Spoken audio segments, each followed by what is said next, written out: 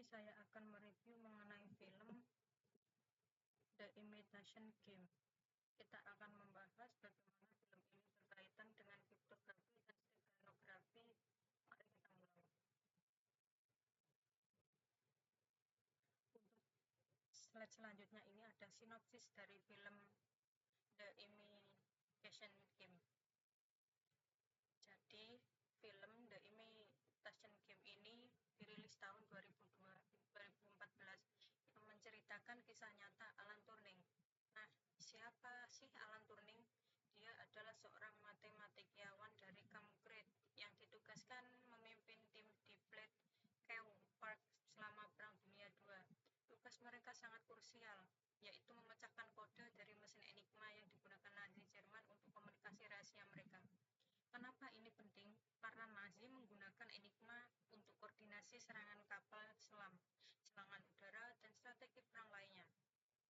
Yang menakjubkan dari film ini adalah keberhasilan Alan Turing dan timnya. Ini diperkirakan berhasil mengakhiri perang 2 tahun lebih cepat dan menyelamatkan sekitar 14 juta jiwa. Dan yang menarik dari film ini adalah Alan Turing dijuluki sebagai bapak komputer modern.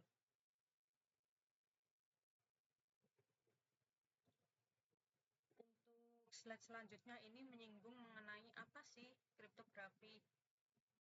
Sekarang mari kita bahas apa itu kriptografi. Secara sederhana, kriptografi adalah ilmu yang mengamankan informasi dengan cara mengubah pesan asli menjadi bentuk yang tidak bisa dibaca oleh orang yang tidak berhak. Contoh paling sederhana adalah Caesar capture. Misalnya kata hello diubah menjadi hor dengan cara menggeser huruf 3 posisi ke depan. H menjadi K, lalu E menjadi H, dan seterusnya. Nah, dalam film The Imitation Game ini, Nazi menggunakan mesin Enigma. Mesin ini jauh lebih canggih daripada Caesar Chipper. Setiap hari, operator Nazi mengubah settingan mesin ini. Ada 3 rotor yang bisa diatur dalam berbagai posisi, plus plug port yang bisa dihubungkan berbeda setiap hari. Bayangin aja, ada sekitar 159 triliun dan kemungkinan kombinasinya. Makanya butuh jenius seperti Turing untuk memecahkannya. Lalu, apa sih itu steganografi? Sekarang kita masuk ke steganografi. Ini yang sering orang bingung bedanya apa? Bedanya sama kriptografi itu apa?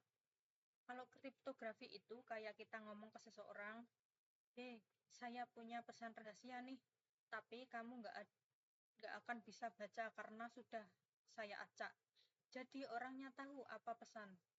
Ada pesan, tapi nggak bisa dibaca. Nah, kalau steganografi ini, konsepnya berbeda dengan menyembunyikan keberadaan pesan itu sendiri. Jadi orangnya bahkan nggak tahu kalau ada pesan rahasia di situ. Kayak tinta tak terlihat gitu, atau nulis pesan di huruf pertama setiap baris puisi. Contoh modern yang sering kita temui yaitu di foto digital kita bisa menyembunyikan pesan teks di dalam piksel-piksel gambar. Mari kita lihat foto mata kita lihat foto biasa aja, tapi sebenarnya ada data tersembunyi di sana. Foto kucing lucu di Instagram bisa jadi menyembunyikan komunikasi rahasia. Untuk slide selanjutnya ini ada steganografi dalam film elemen steganografi The Imitation Game. Nah, ini yang paling menarik dari film The Imitation Game. Setelah Turing berhasil memecahkan kode Enigma, mereka berhasil dilema besar. Logikanya kan, kalau sudah tahu rencana Nazi, ya selamatkan semua kapal yang mau diserang. Tapi Turing sadar, kalau mereka tiba-tiba bisa menghindar semua serangan Nazi, pasti Nazi akan curiga, Nazi akan berpikir, kok mereka selalu tahu, ya jangan-jangan kode Enigma sudah dipecahkan. Jadi apa yang mereka lakukan? Mereka menerapkan steganografi level tragis. Mereka sengaja tidak menyelamatkan semua kapal. Mereka bikin pola seolah-olah mereka cuma beruntung kadang bisa hindari serangan. Mereka hitung secara statistik berapa kapal yang boleh diselamatkan tanpa bikin Nazi curiga. Ini berat banget secara moral. Mereka harus biarkan sebagian tentara sekutu mati demi menjaga rahasia yang lebih besar. Ada juga steganografi sosial di film ini, yaitu Turning menyembunyikan orientasi seksual karena pada masa itu ilegal. Tim juga menyembunyikan pekerjaan mereka, keluarga, dan teman tidak tahu mereka kerja apa. Mereka benar-benar invisible. Untuk slide selanjutnya ini membahas mengenai steganografi modern digital. Di era digital sekarang, steganografi berkembang pesat. Ada beberapa jenis yang umum digunakan. Yang pertama ada image steganografi. Ini yang paling populer. Tekniknya disebut LSB atau Least Significant Bit. Jadi di setiap pixel foto ada informasi warna dalam bentuk angka binary. Nah, bit terakhir dari setiap pixel ini bisa kita ganti dengan data kita tanpa mengubah warna yang terlihat mata. Contohnya, foto selfie yang kelihatan biasa aja ternyata menyimpan file dokumen rahasia di dalamnya. File foto tetap bisa dibuka normal, tapi kalau pakai software khusus bisa ekstrak data tersembunyinya. Yang kedua ada audio steganografi. Ini memanfaatkan frekuensi yang tidak bisa didengar telinga manusia. File MP3 lagu favorit kalian bisa aja menyimpan pesan rahasia. Lagunya tetap enak didengar, tapi ada data tersembunyi di frekuensi tinggi yang telinga kita tidak bisa mendeteksi. Ketiga yaitu ada video steganografi, mirip dengan gambar, tapi data disembunyikan di frame-frame video atau di bandwidth yang tidak terpakai.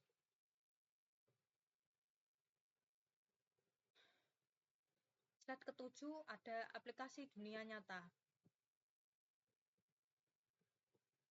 Steganografi di dunia nyata punya banyak aplikasi, baik yang positif maupun negatif. Sisi positifnya ada digital watermarking. Ini dipakai untuk melindungi copyright. Fotografer profesional bisa menyembunyikan informasi kepemilikan di foto mereka. Kalau ada yang curi foto, bisa dibuktikan siapa pemilik aslinya. Untuk aktivis di negara-negara yang membatasi kebebasan, stenografi jadi alat komunikasi aman. Mereka bisa kirim informasi penting tanpa dideteksi pemerintah. Dunia medis, steganografi untuk menyembunyikan data pasien dalam medical imaging. Jadi, foto X-ray bisa menyimpan foto pribadi pasien secara aman. Nah, tapi sangat disayangkan ada juga sisi negatifnya. Cyberkriminal menggunakan steganografi untuk komunikasi tanpa terdeteksi. Malware bisa menyembunyikan dalam file gambar yang tampak innocent. Bahkan ada kasus teroris yang berkomunikasi melalui komentar video YouTube dengan pesan tersembunyi. Platform yang sedang digunakan misalnya WhatsApp dengan disappearing, Messenger atau bahkan Instagram di mana metadata foto bisa dimanipulasi untuk menyembunyikan informasi.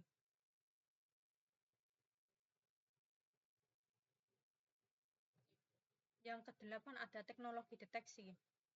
Karena steganografi bisa disalahgunakan, dikembangkan ilmu yang digunakan steganalisis, ilmu untuk mendeteksi adanya steganografi. Ada beberapa metode deteksi. Yang pertama ada statistik analis, yaitu komputer menganalisis pola-pola yang tidak normal dalam file. Misalnya kalau didistribusi warna dalam foto terlalu perfect atau ada pola binary yang aneh. Yang kedua machine learning dan AI. Sekarang ada algoritma yang lebih dilatih untuk recognize pattern steganografi. Deep learning bisa mendeteksi perubahan halus yang tidak terlihat mata manusia. Yang ketiga ada digital forensic, yaitu tim investigasi punya tool khusus seperti StegSpy, OutGhost, OutWest atau StegDeck untuk menganalisis file yang dicurigai. Yang menarik ini jadi semacam arms race antara steganografer Dan steganalisis, setiap ada teknik steganografi baru, pasti dikembangkan juga teknik deteksi yang lebih canggih.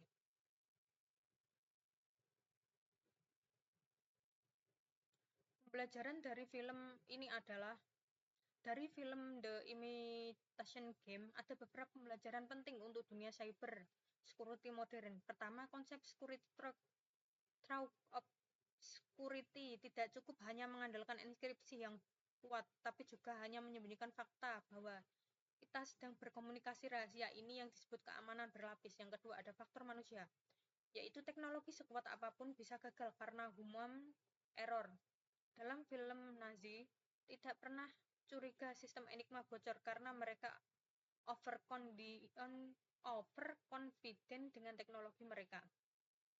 Yang ketiga, ada dilema etis, yaitu ada pertanyaan moral. Kapan kita boleh menyembunyikan informasi?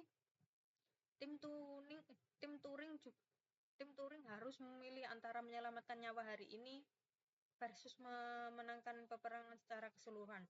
Yang keempat, ada setiap teknologi punya konsekuensi sosial. Pekerjaan Turing mengubah dunia, tapi dia sendiri jadi korban diskriminasi karena orientasi seksual. Relevansinya dengan hari ini sangat jelas. Kita menghadapi dilema yang sama antara privasi versus security, surveillance versus freedom, dan transparency versus protection.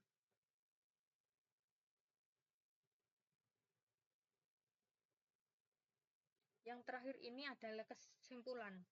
Sebagai kesimpulan, film The Imitation Game mengajarkan kita bahwa steganografi bukan hanya sekedar teknologi untuk menyembunyikan data. Data ini adalah strategi komprehensif yang melibatkan aspek teknologi, psikolog, dan etika. Keamanan informasi di era modern butuh pendekatan holistik, tidak cukup hanya mengandalkan satu layer protection. Dan yang paling penting, kita punya tanggung jawab etis dalam membangun dan menggunakan teknologi ini. Alan Turing pernah bicara, sometimes it is the people no one expects anything forward to the things that on that no one can imagine. Pesan ini relevan untuk kita semua yang belajar cybersecurity. Innovation terbesar sharing datang dari cara berpikir yang tidak konvensional. Sekian, terima kasih. Jika ada salah atau kurangnya, mohon dimaklumi. Sekian, saya pamit undur diri. Wassalamualaikum warahmatullahi wabarakatuh.